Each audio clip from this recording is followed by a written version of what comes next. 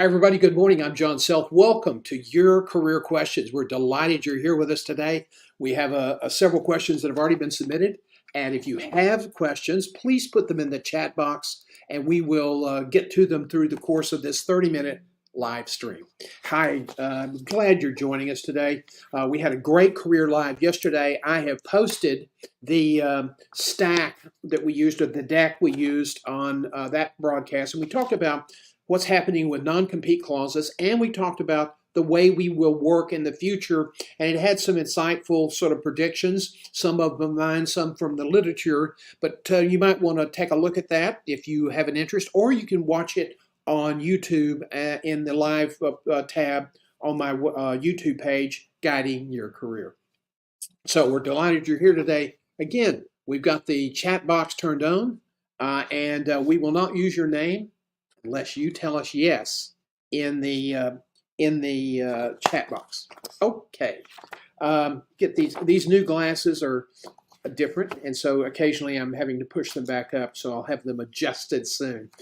I have had several questions the last couple of days about outplacement and what people should be looking for in outplacement.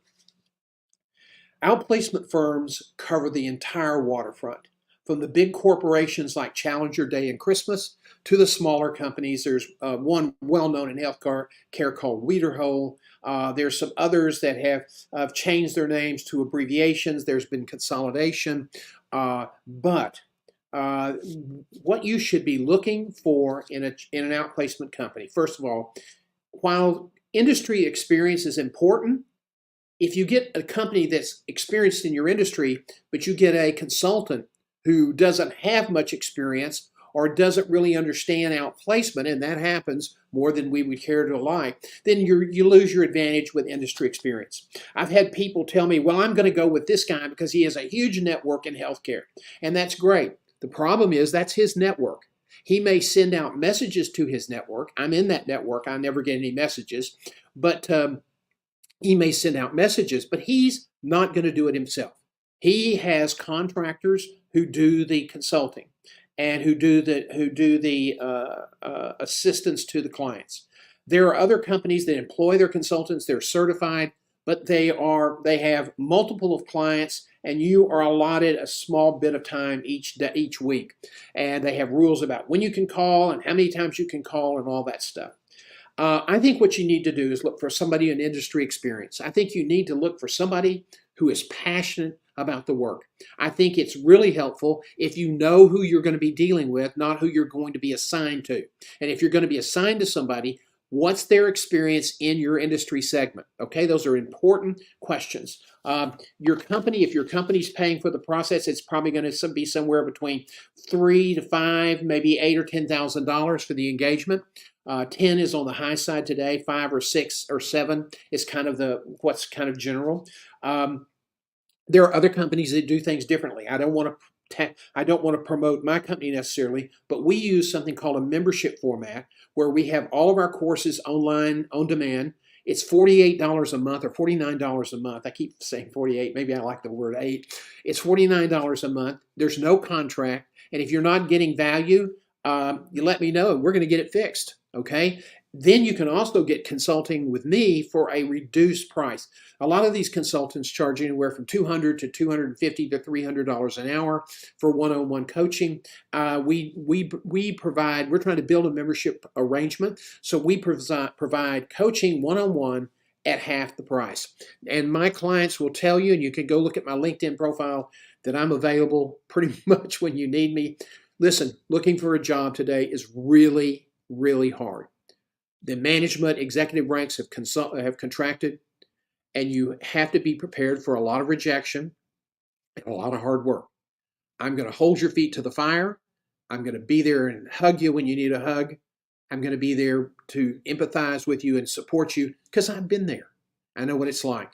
So you don't necessarily pick me. I'm one of many, but find somebody you really like and you really trust and select that person, okay? What is a secondary reference? And is it legal for an employer to contact people who are not on my list And that is from Janine in Chicago. Janine, thank you very, very much for the question. Secondary reference is basically when you give us references. We know the references you're going to give a recruiter, and I say we because I spent 27 years as an executive recruiter. When you give us references, we know those are going to be good. I've seen times when they're not because the executive did not take care of his referencing process early on and he didn't know what the people were going to say. You always want to know what your references are going to say. But during the course of an interview, we're going to be probing around to try to figure out not so much whether you know what you're doing. A lot of times, by the time a partner like me sees the applicant, we're more interested in fit. And so we're going to be poking around trying to figure out if you're a good fit. I once had an executive, he turned in to be a yeller. And he really wreaked havoc on the organization. And I said, I'm never going to let that happen again because I feel accountable to that organization. And so what we started doing is I might be interviewing you and I'd say, hey, Bob, tell me about this experience. Oh, really? Who did you work with? I know some people there. Well, I worked with Jim Roberts. Jim Roberts now becomes a secondary reference, whether you want it to be or not. Why? Because once we get ready to make an offer to you, I'm not going to call your current employer, but I would call Jim Roberts to say, Jim, your name came up in a search we're doing on this, and so is a candidate. Confidentially, what can you share with me about his leadership style? What can you share with me about how he treats people? That's a secondary reference in a nutshell. So those are names that you mention in an interview that clients, that employers can call as long as they follow certain confidentiality rules that won't hurt your reputation and make inquiries about you. It's a very, very expensive process when you have a mishire. And so recruiters they're not always going to check secondary references. We did, but that's what it is. Okay, I hope that's helpful. What are 2 or 3 tips the best way you can work with a recruiter? Let me give you some global advice because every recruiter is different. And that's from Roger in Portland. Roger, I love Portland. I helped set up the helicopter ambulance program there in the 70s at Emmanuel Hospital. Roger, every recruiter is different, but let's talk about an overarching theme. Recruiters want to look good for their clients. They want to be sure that they present a great candidate panel. They want to be sure that candidate panel stays with them so they can be presented and then be interviewed based on selection by the employer. They don't want people who don't meet deadlines, who don't follow up, who don't have a good resume, and who have a history of dropping out of searches or not returning phone calls. You want to be a helpful candidate. And you want to be very, very mindful that recruiter needs someone to help him look good. So you want to deliver an exemplary process interview throughout the process. Now, this is on you. You need to do that anyway. You need to really practice and work hard to deliver a great interview performance. I can teach you how, but that's what you need to do, okay? That makes the recruiter look good. A recruiter's great day is when they finish the search and somebody says, John, that is the best panel of candidates we've seen in a long, long time. You bring people that other firms don't bring. You bring people that are, not the same group every time.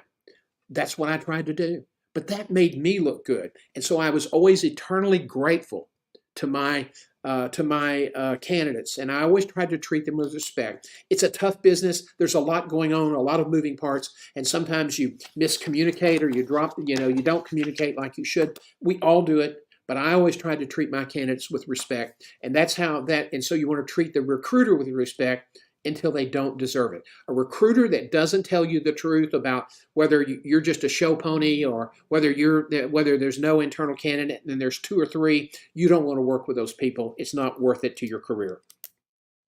Okay. I use the open to work banner on LinkedIn, my LinkedIn photo. Is that a good idea? Okay, everybody has an opinion. LinkedIn's kind of proud of it. I'm not. I don't like it. I would rather you LinkedIn's making some changes right now, so we're going to have to see how those changes play out. They're restructuring how they do some of their their features on your profile. But right now, you can turn on something called the creator mode, and that will attract recruiters and get other people to come to you without putting that banner around your photo. It gets attention, but I think it makes you look a little desperate. That's my opinion.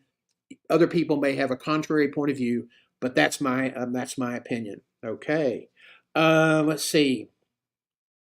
Okay, Pam says, I hear the terms value proposition, and I've heard you use the term value brand statement. What does that mean? Okay, Pam, where are you from, Pam? Cincinnati. Gosh, they're all over the country today.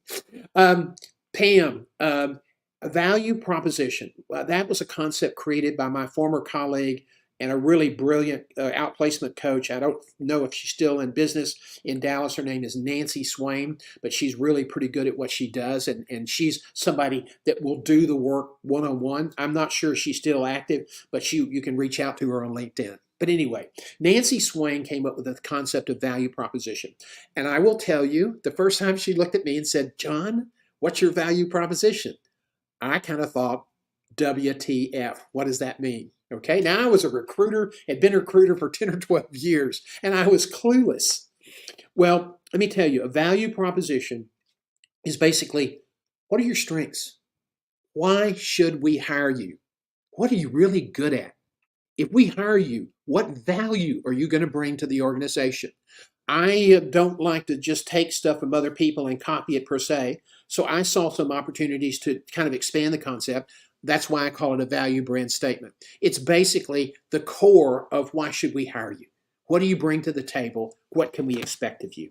Let's see. Okay. Gosh, the jobs report last month, this is from Paul in Houston. The jobs report last month was huge, 395,000 new jobs. Yet we keep hearing that competition for management and executive positions is tight. Please explain this contradiction. Well, if you are a nurse, let's just take healthcare for a minute. If you're a nurse, if you're a PT, if you're a PA or a nurse practitioner, those are positions that there are shortages in those areas. So those positions, you may not get it exactly where you want to, but there's jobs available. When you get into management and you get into executive levels, here's the issue. Since the pandemic, organizations have been shrinking their executive and management payrolls. Why? Because that's where most of the expense is when the employees, and sometimes it takes 20 employees to make up the salary for one executive. And so a lot of organizations are tightening up or flattening out their table of organization. Emory Health, for example, in Atlanta, got rid of 15 CEOs because they were saying, we want to operate as a system. We don't want to have a CEO over each hospital and create a silo. So you lost 15 positions right there. There have been hundreds and hundreds of management layoffs in healthcare over the last 6 to 8 months. They will continue as payers continue to play their game and not pay hospitals according to their contracts, as pharma keeps jacking up the prices and hospitals sometimes have to eat some of the expensive drugs that people will die without, and pharma is not really, sometimes I just don't think they care. There's going to be a lot of stresses on hospitals. Some of it, senior leadership is really bad. They're not dynamic, and so the hospital is getting in trouble. They're going to make cuts. They're going to try to deliver a margin based on reduction of expenses. You have 15 or 20 vice presidents in a big organization.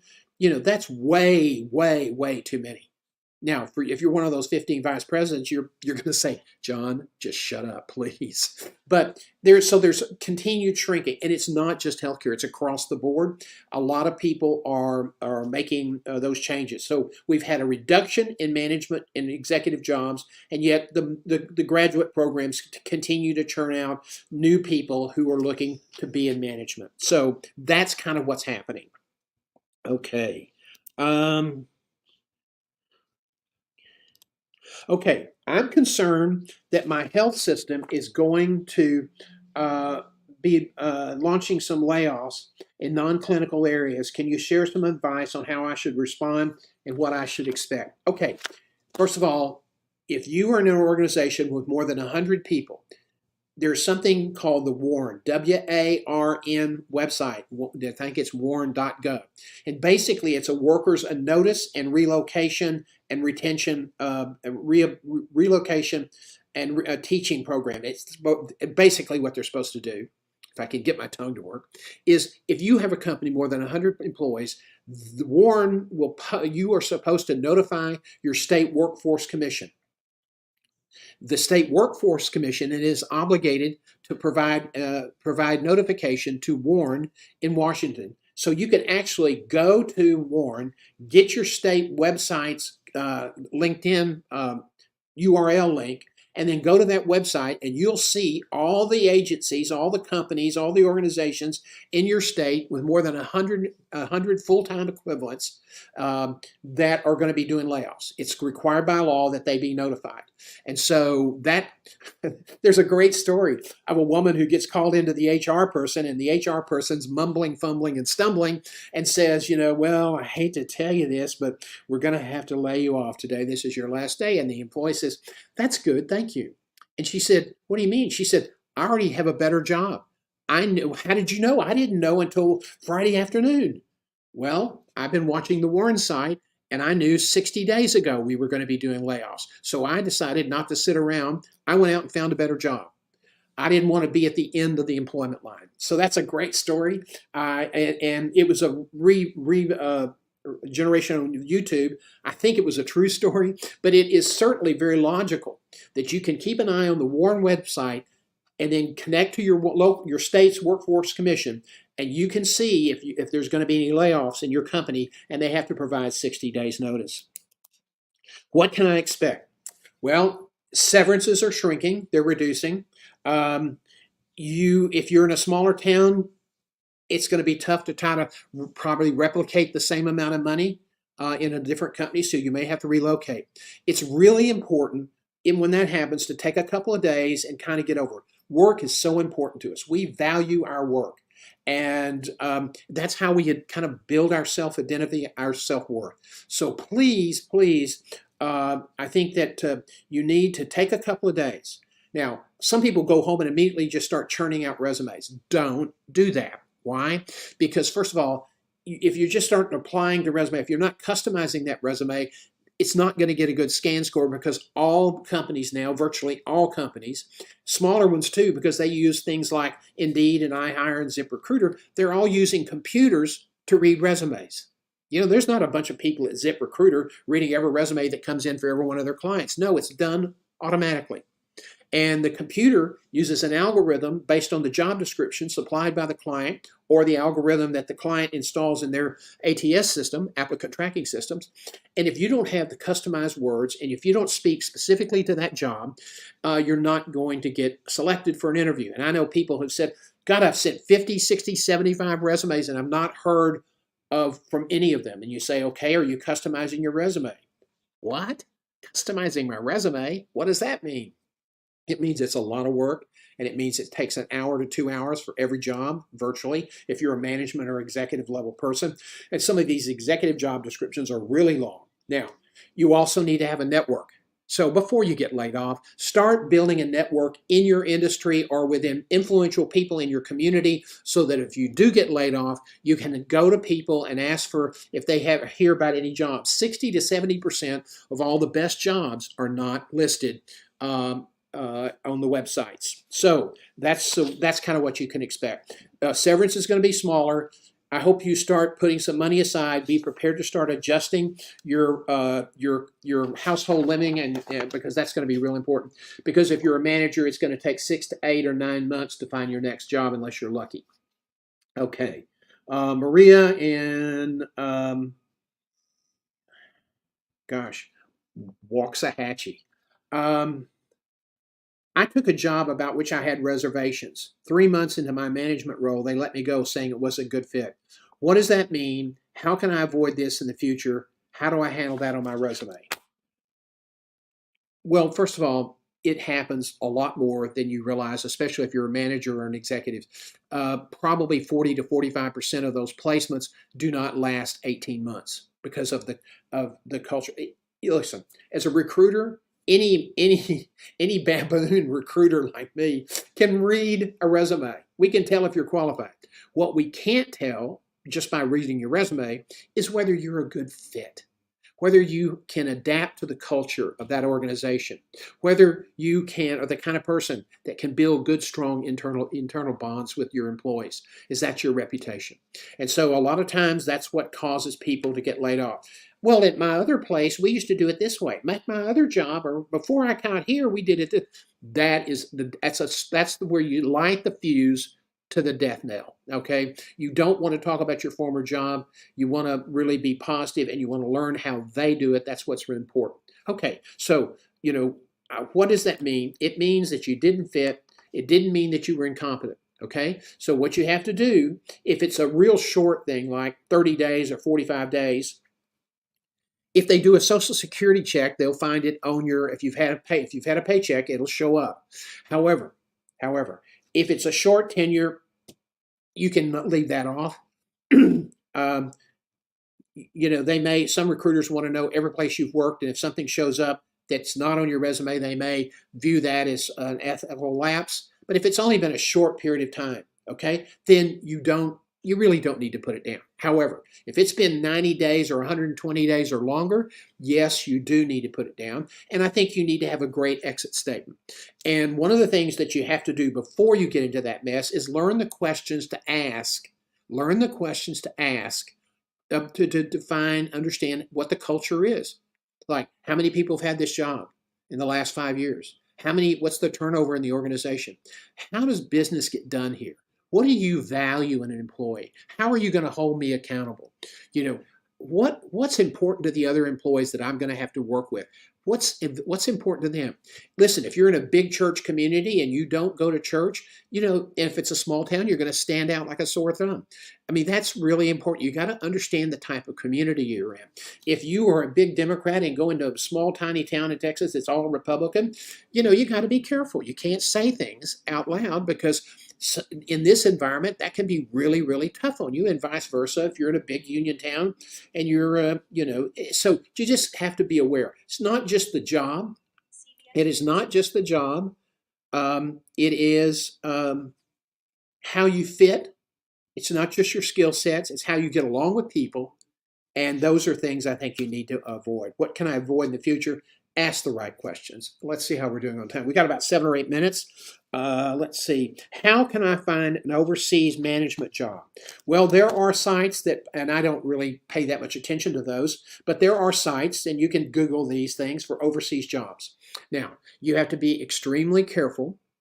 You have to understand what your value is. You have to understand what you can bring to the table. And then you have to understand what's really important to you, because there's some assignments that are going to be challenging culturally. There's some assignments that will be challenging from a security point of view. And there's some assignments that, will be an absolute joy. I have a great friend. Listen, though, just a shout out to Ron Thomas, who is an incredible HR consultant, a teacher, a mentor, a keynote speaker, an author. He is just a wonderful guy. Martha Stewart's former CHRO, and he built a consulting practice in Dubai and loves it there. Absolutely loves it there. He spends a month or so in New York at the holidays, but he loves his family, but he's always glad to get back to Dubai. And he works North Africa. He works the Southeast Asia basin. And so, he has a program every Friday morning at 8 o'clock called Strategy Focus Group, or CEO Focus Group. And he had a great interview today with Mark Patrick Foley, who is a Canadian, French Canadian, who built a reputation at Procter & Gamble and then got into telecom in Romania, Bulgaria. He now leads an investment practice and merchant banking practice and consulting group in Nairobi in Kenya. And is extremely successful, loves his lifestyle. His kids love living abroad because they've got great experience. There are ways to do that. You're going to have to, start with something modest, but understand the culture, understand who you're going to be working for. I've had healthcare people go to Saudi Arabia and have terrible experiences, had trouble getting paid. There are some companies in the U.S. that aren't, who do healthcare work overseas that are not very ethical. So you just have to be careful and ask a lot of questions. But there's certainly an opportunity to become an expat with your career, and it's a great opportunity. Let's see. I want to look. We're going to probably take one more question here. I've just been appointed to the board of a new company that I advised during their initial funding time. I'm not interested in a job with the firm, but being a board member is a nice thing. It includes founder shares and a monthly board fee, including travel expenses. Okay. A lot of people want to be board members for that reason. Okay. I am being interviewed for a C-suite role, and I'm the front runner. At what point do I disclose this to the board, about my commitment? I think if you are going to receive an offer and you are told you're going to receive an offer, I think that that's the time that you should sit down with that board and tell them what it is, be full disclosure, and then ask for, would this be inconsistent with my new duties? You need to provide them an accurate estimate of how much time each month you have to spend on that with that board, and then you have to make a decision, okay, of whether you want to continue with the board role or whether you want to become CEO. Okay, I hope that's helpful information. Okay, one last question today. Oh gosh, this is one that's frequent. Ricky in Eagle Pass. I'm not in healthcare, but my boss is beyond toxic. I try to breach the subject with HR, but because he is a big producer for the company, they have drunk the Kool-Aid. All the negative evidence to the contrary. What are my next steps? First of all, if HR is not going to be responsive, then you need to sit down. You need to have a plan for exit before you sit down with your boss to say, listen, this is behavior that I'm uncomfortable with, and I would like to work together because I appreciate your talent, I appreciate your contributions, I appreciate your skills, I'm learning a lot, but it's not consistent. Emotionally, it's just not working for me. It's not working for me in several areas. And I was wondering if you had some pointers on how I could be a better employee, how I can adapt to your style. If he's dismissive, then you have to be prepared to leave. Okay? If HR is not going to step in, if the CEO is not going to step in, then you have to be prepared to leave. Okay? If it is the CEO, be prepared to leave.